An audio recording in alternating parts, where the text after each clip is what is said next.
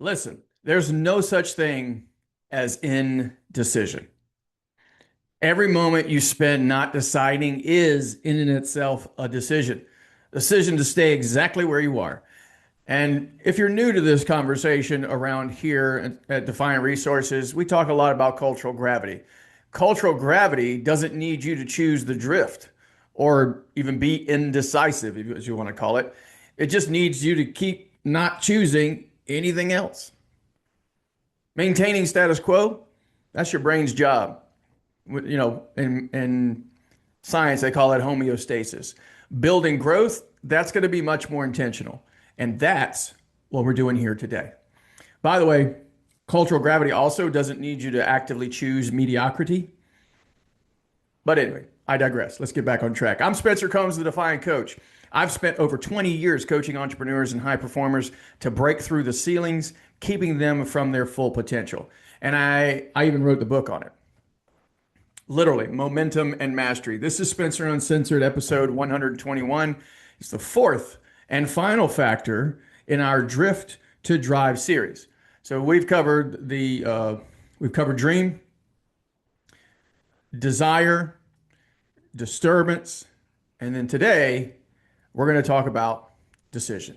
So let's kick this off with something Tony Robbins has said years ago, and that I believe with everything I have. I heard it a long time ago. I'm sure he still says it to this day. Biography itself doesn't determine destiny.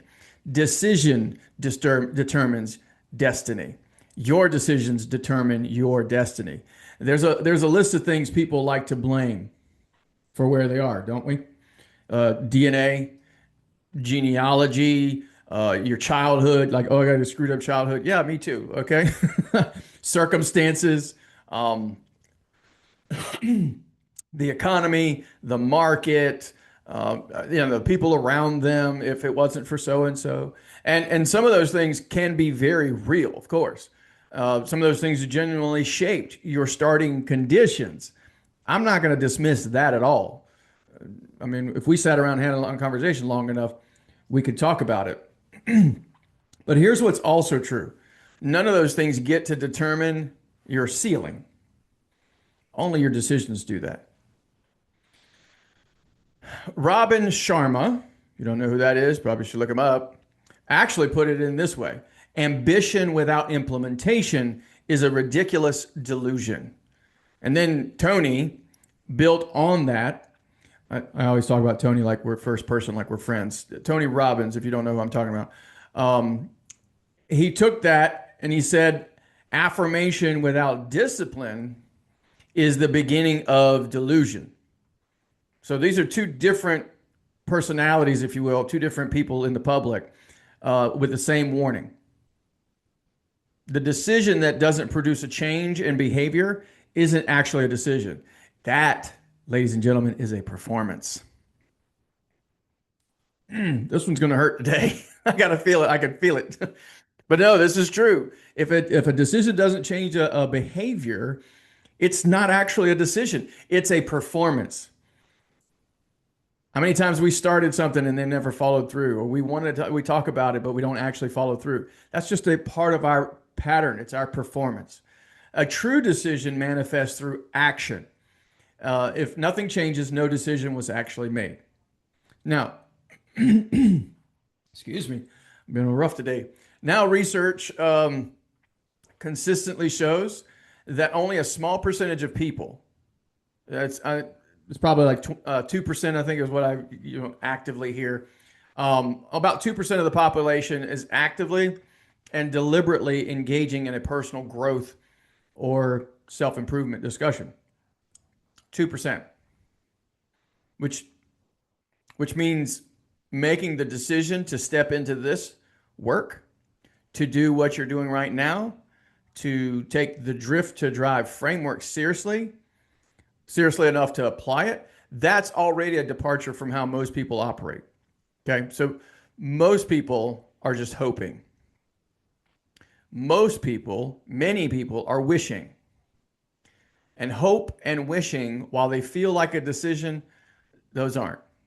So let's talk about the difference. We're going to break that down a little bit because there's three levels of decision, and we actually broke that down here in the book. There are three levels of decision, and they look like three different positions on a mountain. So if you figure the mountain is like the top of the mountain is the lifestyle thing, right? But at the base of the mountain is the wish. This is where the majority of people start. If cultural gravity does its job, where they stay. The wish sounds something like this. I really like things to be different. I wish I had more. I wish something would change. Wishes, I wish for this, that, and the other, whatever. They're going to be fragile. They're the first thing to fold when doubt shows up. So when timing feels wrong, when someone tells you to be realistic, right? It just crumbles. The person operating at the wish level never leaves the valley. So they look up at the mountain and talk about climbing it. They never take the first step. Now, halfway up the mountain, these are the people that are hoping. And this is where it kind of gets dangerous because hope feels like progress. Hope is showing up. That's probably the biggest characteristic, is that you show up. And hope is actually trying. Hope shows up like it's doing enough to feel like you're moving without doing enough to actually arrive anywhere.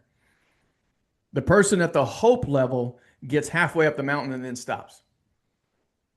They find a ledge that's comfortable enough, and then they feel, they tell themselves they've done more than most people, and they're right. They probably have, but they settle for the mid-mountain view and call it enough. If you didn't know, that's what the word mediocrity actually means. Middle of the mountain. Hope without commitment leads to mediocrity. And mediocrity is cultural gravity's favorite address. So if you're walking around talking about, I hope this, or, you're showing up, but you're hoping that things are going to happen, just understand you're probably settling for mediocrity. At the top of the mountain, that's going to be commitment. That's the highest level of decision. And a commitment is different from the other two in one specific way. Commitment's going to eliminate the alternative. It's not I'll try. It's not I'll see how it goes. It's whatever it takes, right? The old cliche statement of burning the boats so there's no option to retreat, right? That's the committed person. The committed person doesn't check in with how they feel about the climb on a given Tuesday. We talked about Tuesday last week for some reason. We're throwing it under the bus. But on that given Tuesday, they climb because the decision was made. Not in the moment, but before the moment. And when the hard moment comes, the decision's already done. Like it's done. This is just what it is. So the decision to commit is not one and done. That's another problem for most of us. It's the daily practice. So when you look at the whole drift to drive framework, by the way, and you're looking at dream and desire and disturbance and now decision, it's not like you're just going to make a decision one time, one day, and everything changes.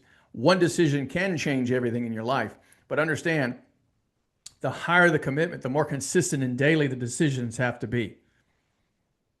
This is why morning routines and disciplines or rituals, the things that people like to call habits, this is why they matter so much at the commitment level specifically, because a commitment isn't a feeling you sustain. It's a practice you build. Should I repeat that? Probably should. See if I remember it right. Commitment isn't a feeling you sustain. It's a practice that you build. Now, here's the part that we're going to need to understand about where decisions actually start. Because most people are trying to make a decision at the wrong level. So think about your life as a cascade. And there are 5 levels, each one impacted by the one above it, and each one is influencing the one below it. So these are the 5 areas of life that we talk about in the book. And if you're struggling with a part of your life, Understand that the area above it is going to impact the one below it, and the one below it is going to influence the one above it. So if we were writing these down, there's going to be five of them. So let's talk about the top one is your spiritual decisions, your decisions around spiritual stuff, what you believe about yourself, about purpose, about what you're here to do, for who or for what you do what you do. This is going to be foundation of the whole cascade. And I say foundation, it's at the top, right? So it's going to impact everything below it. Most people never touch this level deliberately. They inherited their beliefs from the environment, cultural gravity. It's been reinforcing them ever since.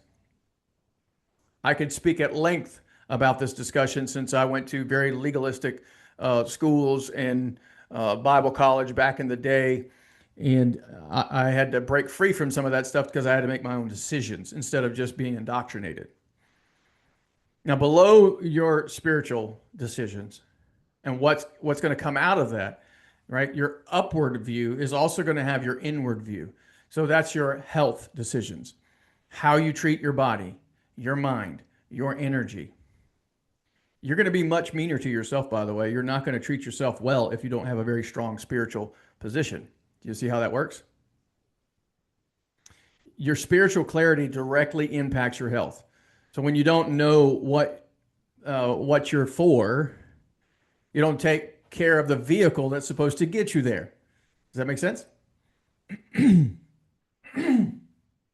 Sorry. All right. So if we got spiritual, we got health, then you've got relationships, because your health and your inward relationship with yourself is going to have a lot to do with how you relate to other people. This is where I usually, at the Unshakable Weekend, I usually talk about upward, inward, outward. So now outward has to do with your relationship decisions, who you're around, who you let influence you, who gets access to your time and your energy. Your health directly impacts the quality of your relationships, because a depleted, burnt out, physically unwell person cannot show up fully for the people they love. And your spiritual clarity determines whether you're choosing relationships that pull you toward your potential or ones that accommodate your drift. That's relationships. Under relationships, and what's going to get impacted from there is going to be your work. Your relationships are going to impact your work. Is it not true that most of the time, people say, "Well, I'm having a hard time." I should have studied this, but there are the number of people that get higher paying jobs because they knew someone at that job or at that company is very high, meaning you have a higher chance of getting a better job because you know someone there. It's a relationship thing. How you bring value to the world is the work category. We call it career sometimes, or job, or business. Whether that's your business, your job, your crap, whatever. Your relationships directly shape your work. The people in your inner circle are going to determine what feels possible, what risks feel acceptable, and what level of performance feels normal. All of that, and at the bottom, most people start here, but at the very bottom, the fifth one, is going to be your income. This is the financial result of all the decisions above it. The number of people spend the most time trying to change by working directly on this number, right? Most of you guys, that's what we do. We talk about money, and we don't fix, because if I had more money, I could then move myself. So we focus too much on this at the bottom end of this thing. The number almost never works, by the way, that way, because income is downstream of work, which is downstream of relationships, which is downstream of health, which is downstream of spiritual clarity. So impact flows downward. Influence flows up. Which means if your income isn't where it should be, the answer probably isn't an income decision. It might be a work decision. Or it could be a relationship decision. Or even more, a health decision. the top of that discussion, or maybe it's a belief decision you've been avoiding for years because it's the hardest one to face. Most people try to fix the income without touching the work. And then they try to fix the work without examining the relationships, or try to fix the relationships without addressing the health. You get the point, don't you? They skip all the way to the bottom and wonder why the number won't move. So the decision that needs to be made is almost never the obvious one. It's usually one or two levels higher than where the symptom is showing up.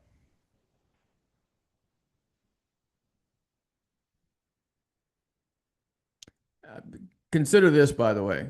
If you took all my money away, which has happened to me, I still have my work. If you take my work away, I still have my relationships and the people. And if you took all my relationships away and I had no people, I still have myself, my health. And if you take away my health, you're not going to take away my spiritual life. Hopefully that put it into perspective for you. What does a real decision actually look like in practice as we kind of wind this thing forward? In the book, we have an exercise called the start-stop list. That's one of the ways we do that. The premise is simple. It's a true decision almost always has two sides. Something you start doing and something you stop doing. So a lot of people are going to think about what they're going to start. And sometimes it's not always starting something new.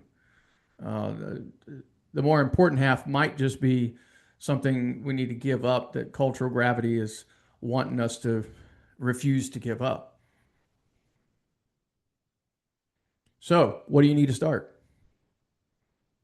What do your goals require you to stop? Write both lists. Remember, ambition without implementation is, as Robin Sharma said, a ridiculous delusion. So here's what I'm going to leave you with.